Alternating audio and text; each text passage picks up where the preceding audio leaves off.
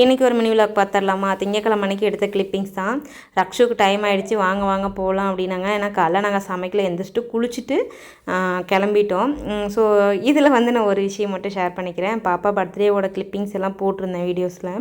அதில் ஒரு உனக்கு 20 வயசு ஆகிடுச்சு, நீ கொஞ்ச நாளில் நீ கல்யாணம் பண்ணிவிட்டு போயிடுவ ரக்ஷு, அப்போ உன்னோட வீடியோஸ்லாம் நாங்கள் மிஸ் பண்ணோன்னு சொல்லிட்டு ரொம்ப ஃபீலிங்கோடு போட்டிருந்தீங்க. நம்ம ரக்ஷுக்கெல்லாம் மேரேஜ் பண்ணுறதுக்கு இன்னும் ஒரு 4-5 வருஷம் இருக்குங்க. அவளுக்கு 23 to 25 தான் நான் மேரேஜ் பண்ணுற ஐடியாவிலே இருக்கேன். அதுக்கு முன்னாடியெல்லாம் அவங்க இன்னும் படிக்கிறாங்க, இன்னும் செகண்ட் இயர் தான் முடிக்கிறாங்க. அடுத்து தேர்ட் இயர் பண்ணோம், அதுக்கப்புறம் பிஜி பண்ணுறேன்னு சொல்லியிருக்காங்க. அது 2 வருஷம், இன்னும் 3 வருஷம் இருக்குது.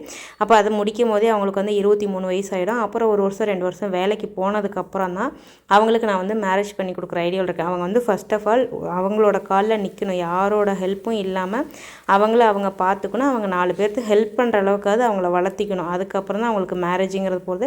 இதுக்கு நடுவில் லவ் அந்த மாதிரி வந்திருந்தாலுமே நான் சில கண்டிஷன்லாம் போட்டிருக்கேன் பாப்பாங்க 2 பேர்த்துக்குமே.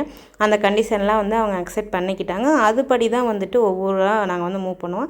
சடனாக நம்ம வீட்டில் கல்யாண செய்திலாம் வராது, நீங்கள் ஃபீல் பண்ணாதீங்க. ரக்ஷு நம்ம கூட தான் இருப்பாங்க, வீடியோஸில் பண்ணுவாங்க.